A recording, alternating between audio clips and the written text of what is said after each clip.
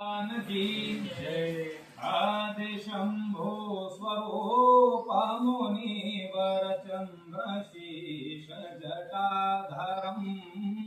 मुंडमाल विशालोचन वाहनं वृषभध्वजं श्रीनागचंद्र त्रिशूल डमरु भस्म अंगशुशोभितम् नीलकंठ हेमाद्रे जलधर विश्वनाथ विश्वेश्वरम् नीलकंठ हेमाद्रे जलधर विश्वनाथ विश्वेश्वरम्